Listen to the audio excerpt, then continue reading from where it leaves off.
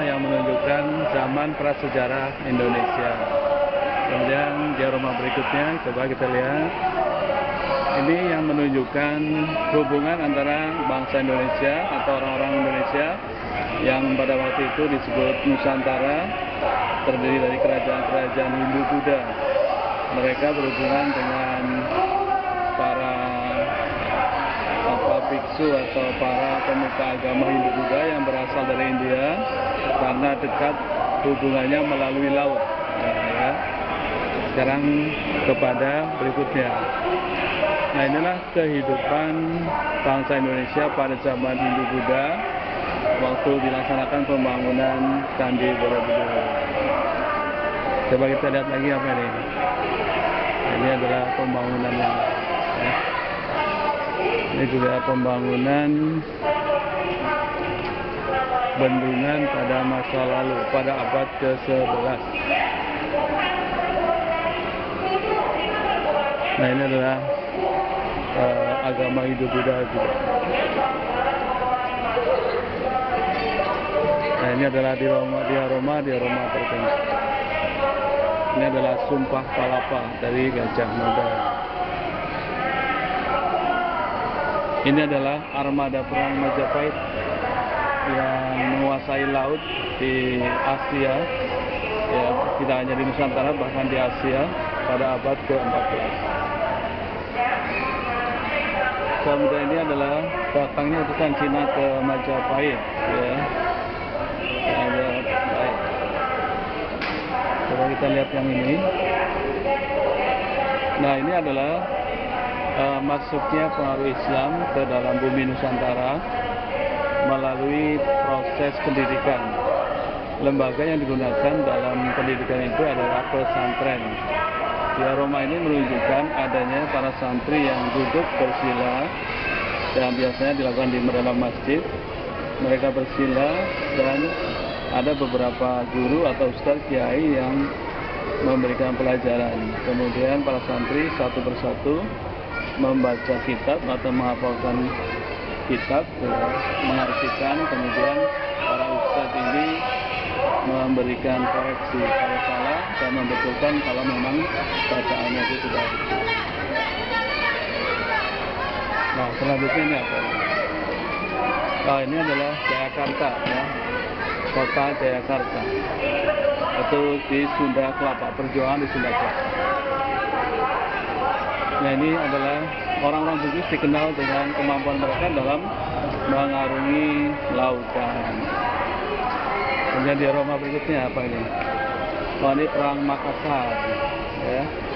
Dan di setiap sisi-sisi dari gedung Monumen Nasional Indonesia ini, ya, ada diorama, sehingga kita akan mengelilingi diorama itu, ya.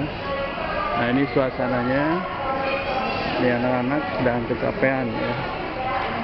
Ya, coba kita lihat ke diorama berikutnya. Ya, supaya tidak panjang durasinya kita percepat saja, ya. Ini diorama sisi kedua adalah perlawanan Patimura, perlawanan rakyat Indonesia terhadap penjajah dari barat, ya, via barat, dari negaranya Portugis. Kemudian kerja paksa atau perlawanan Islam di Sumatera Barat yang dipimpin oleh Imam Bonjol. Kemudian perang Banjar, kita cepat saja, ya. Ini perang Aceh, ya. Perang Aceh dilaksanakan di sekitar masjid, ya.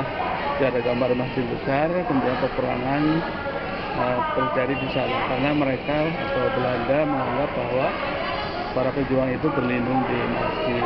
Lanjutkan saja. Ya, ini ada lagi. Ini apa nih, ya? Ini masih Singamaraja, Sumatera Barat. Ini The Battle of Jagaraga, pertempuran Jagaraga di Bali.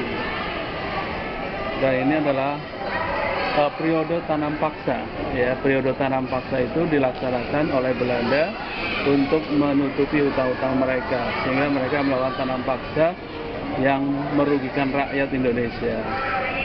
Ya, kemudian para bangsawan Indonesia atau para pekerja Indonesia itu melaksanakan praktek yang keliru, yaitu mereka mengejar bonus atau apa rente ya, sehingga setiap tanaman yang rusak harus diganti. Kalau ada kelebihan produksi tidak dikembangkan. Terus berikutnya adalah ini peranan agama, proses agama Nasrani. Kemudian ini Kartini ya. Dan ini adalah masa perjuangan bangsa Indonesia setelah periode perjuangan fisik, yaitu perjuangan melalui organisasi sosial masyarakat yang ditandai dengan berdirinya Budi Utomo. Ini adalah rapat-rapat yang dilakukan oleh Budi Utomo dan organisasi sosial politik pada masa itu. Terus mana lagi nih? Nah, ini adalah perjuangan di bidang pendidikan, yaitu adanya Taman Siswa. Taman Siswa ini dikembangkan oleh Ki Hajar Dewantara. Nah, ini masih banyak di rumah yang lain ya. Dan nanti untuk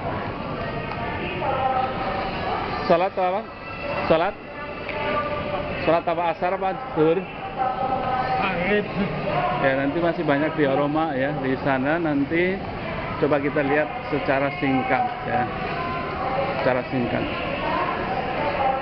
Ini sudah masuk ke sisi ketiga dari ruang aula bawah tanah. Ini adalah Muhammadiyah. Kemudian ini Perhimpunan Indonesia. Jadi Muhammadiyah, Perhimpunan Indonesia, Taman Siswa, Budi Utomo itu merupakan perjuangan di masa kebangkitan nasional, yaitu perjuangan melalui organisasi sosial politik, bukan menggunakan kekuatan fisik dan terpencar-pencar dan bergantung kepada pemimpin, tapi mereka menggunakan organisasi yang kuat sehingga perjuangan itu bisa berkesinambungan. Ini apa nih? Sekolah ya. Ketika politik balas budi sudah berlangsung, maka berdirilah sekolah kedokteran Stovia. Terus ini adalah pembuangan Soekarno di Digur ya. Nah, ini apa? Sumpah Pemuda ya, Sumpah Pemuda tahun 1922. Ini adalah masuknya Jepang pada tahun 1942-45 melakukan kerja Romusha ya. Bagaimana kekerasan tentara Jepang menyebabkan banyak korban bagi rakyat Indonesia. Ya, ini apa lagi? Ini perjuangan di Maluku ya. Dan ini adalah puncak dari perjuangan bangsa Indonesia, yaitu proklamasi kemerdekaan Republik Indonesia. Sampai di sini, ini merupakan puncak perjuangan bangsa Indonesia dari diorama sisi pertama yang menunjukkan sejarah bangsa Indonesia, diorama sisi kedua yang menunjukkan sejarah perjuangan bangsa Indonesia melawan penjajah, dan akhirnya adalah kemerdekaan, yaitu proklamasi. Dan setelah proklamasi tentu sebelumnya sudah ada penetapan sendi-sendi suatu negara. Suatu negara itu harus ada undang-undang dasar sebagai undang-undang konstitusional dan juga dasar negara. Pada saat itu sudah ditemukan dasar negara adalah Pancasila dan dasar konstitusional adalah landasannya adalah UUD 45.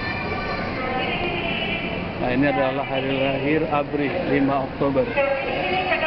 Dan yang berikutnya adalah ini pertempuran Surabaya mempertahankan kemerdekaan Indonesia 10 November 1945 sehingga disebut sebagai Hari Pahlawan. Nah, ini adalah perayaan Hari Agama. Oke. Saya kira ini ada banyak lagi. Sudah cukup ya. Sudah cukup panjang durasinya ya. Sampai di sini dulu untuk penjelasan mengenai sejarah bangsa Indonesia yang ada di Monumen Nasional Indonesia. Tersisa ada satu lagi, yaitu satu sisi lagi, yaitu di sebelah kiri ya, itu ada ibu. Di sebelah kiri adalah diorama tentang perjuangan bangsa Indonesia juga.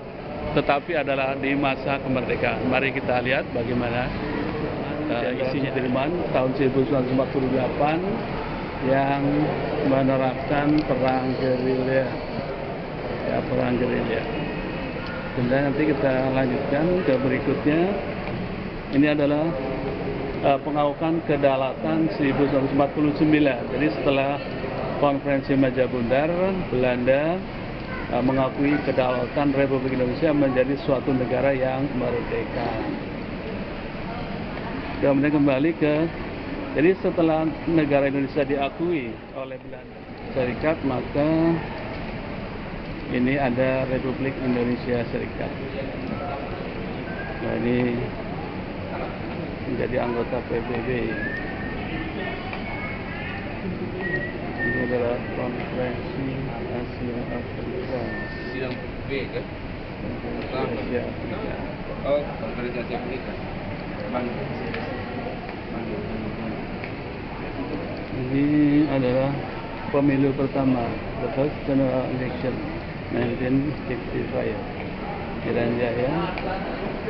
Dan ini adalah Hari Kesaktian Pancasila 65. Perjuangan bangsa Indonesia atau sejarah bangsa Indonesia yang direkam dalam diorama dalam Monumen Nasional Indonesia yang berada di bawah. Sampai di sini dulu.